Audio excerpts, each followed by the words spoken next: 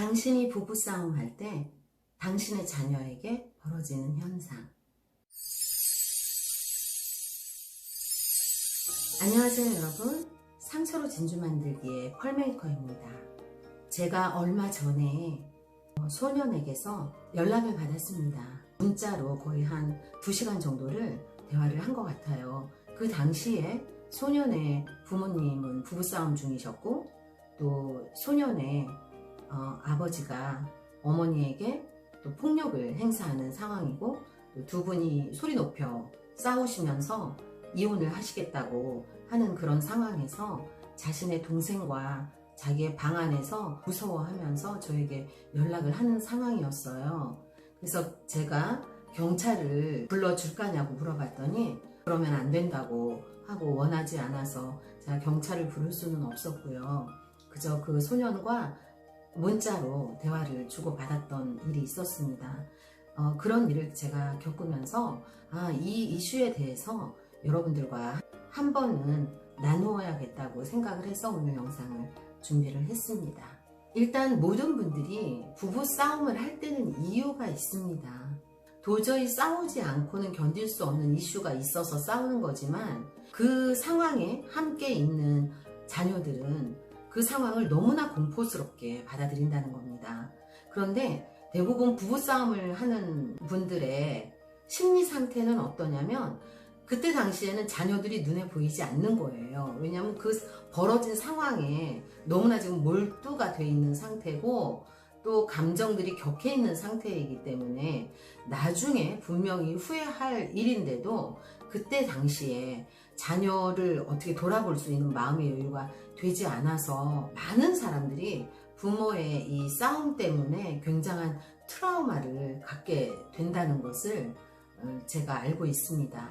상대 배우자와 부딪히는 어떤 상황이 됐을 때, 또 내 감정이 막 너무 끌어오를 때 여러분이 꼭 기억하셔야 되는 게 뭐냐면, 아무리 자녀가 어려도, 그래서 얘네가 아무것도 모를 거야, 그거 지나면 또 괜찮아질 거야 라는 그런 의식이 본인들 마음속에 있을 거예요. 얘가 뭘 알아, 뭐 예전에 싸웠을 때도 아무렇지도 않았어, 이제 이런 것들이 있어서 뭐 어린애니까 아무것도 모를 거다 라고 생각하고 부부싸움을 하시는데요.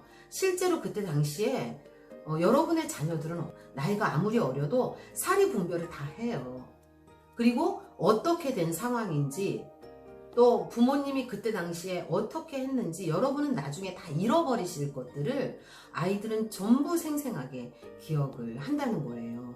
그래서 여러분들이 꼭 어떤 상황이 벌어지면 내 아이가 아무리 어려도 아무것도 모르는 건 아니다, 이 아이의 머릿속에 정말 영상처럼 다 찍히고 남을 거다, 그때 이렇게 생각하세요. TV로 전국에 이게 방송이 된다 라고 생각을 하시면 맞을 것 같아요.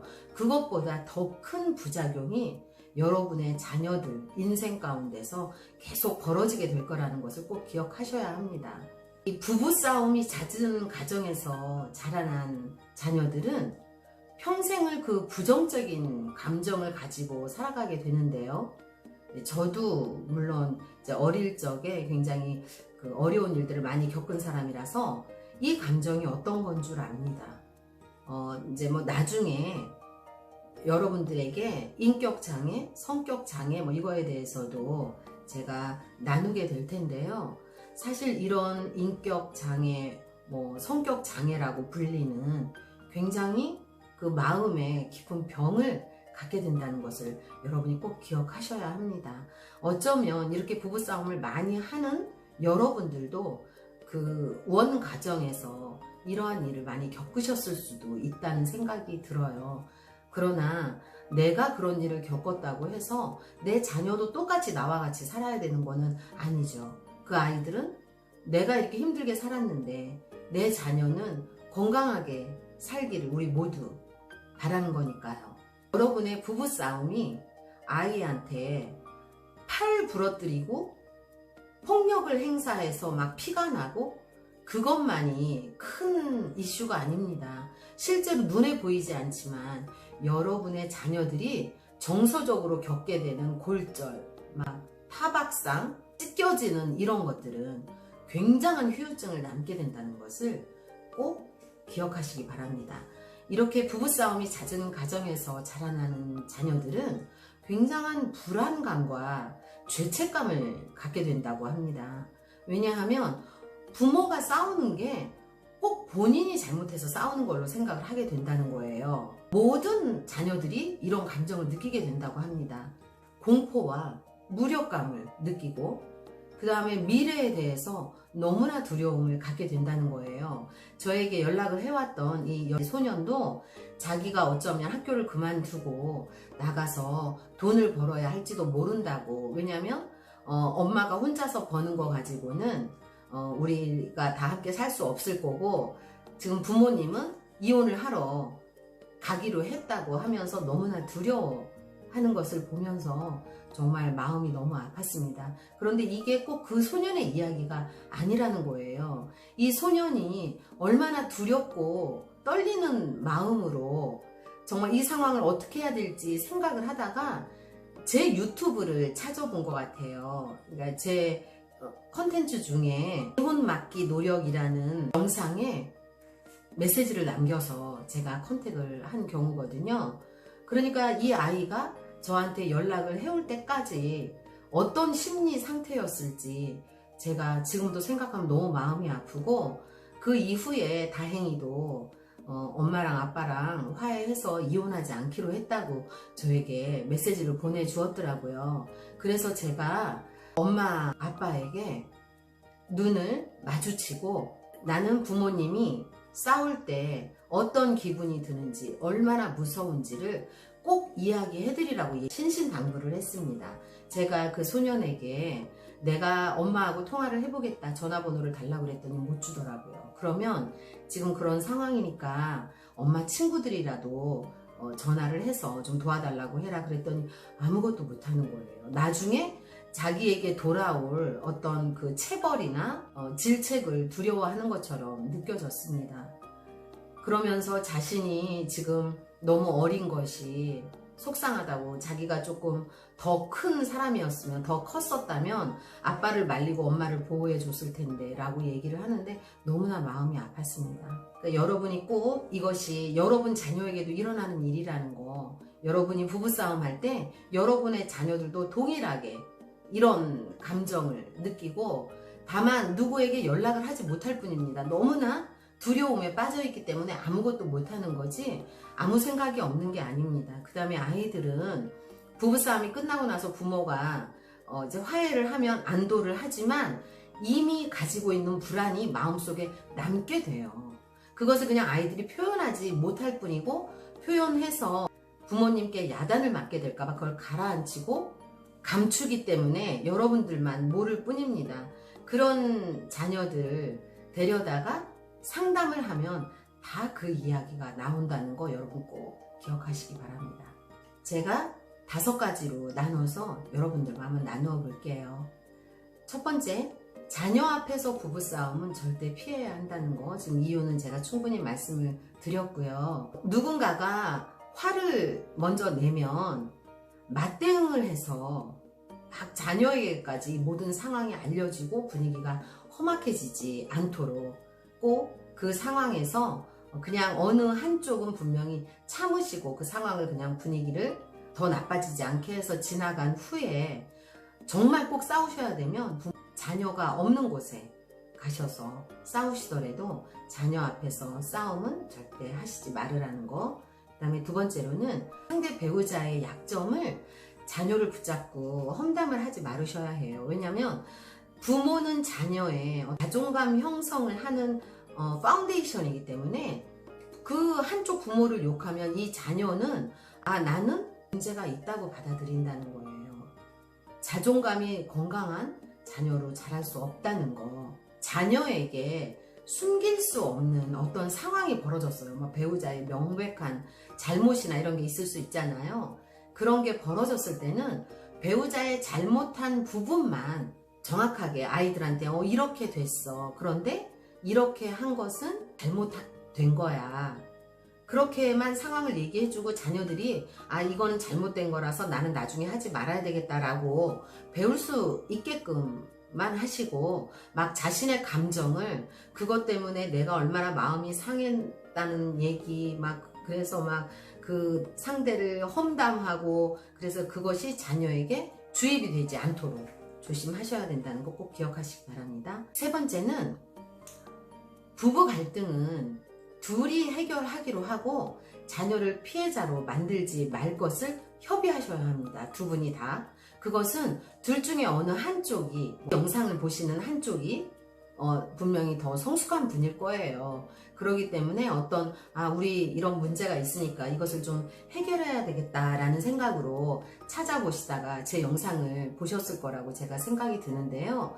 이 영상을 보신 분이 먼저 주도권을 가지고 그 상황을 제어를 하시라고 말씀드리고 싶습니다. 물론 자존심 상하는 일이죠. 늘상 잘못하는 상대 배우자를 붙들고 이렇게 막 인격적인 대우를 해주면서 대화를 나누고 어떤 협의를 한다는 게 쉽지 않지만 여러분들의 자녀를 생각하시면 충분히 이런 거 하실 만한 가치가 있다는 거 꼭 기억하시고 이렇게 내가 조금 더 성숙한 내가 주도권을 가지고 분노 폭발을 해서 막 그 가정이 막 전쟁터가 되지 않도록 상황을 잘 제어하시라고 말씀드리고 싶습니다. 그 다음에 네 번째는요. 지금 제가 말씀드린 앞에 사항이 잘 지켜지지 않을 시에는 과감하게 자녀를 위한 어떤 최선의 선택을 하셔야 된다고 말씀드리고 싶어요. 뭐 이런 이유 저런 이유 또 나의 어떤 경제적인 거 뭐 이런 것들 때문에 자꾸만 선택을 미루는 그 시간 속에서 자녀들은 너무나 크게 고통을 받게 된다는 거죠. 그러니까 두 가지입니다. 내가 어떻게 해서든지 참아서 이 전쟁 상황을 아이들이 못 느끼게 모르게 할 수 있던가 아니면 과감하게 내가 이 상황에 종지부를 찍어야 한다는 거 분명히 기억하시기 바랍니다.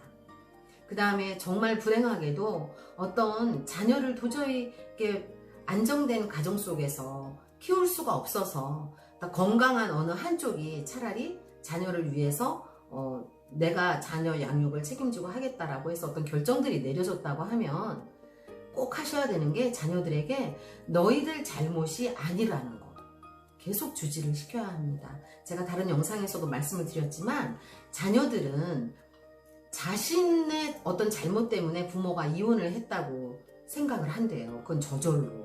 그렇기 때문에 뭐 정말 어떤 피치 못할 상황이 오게 된다면 이런 상황이 온 것은 자녀들과는 아무 관계가 없었다는 거.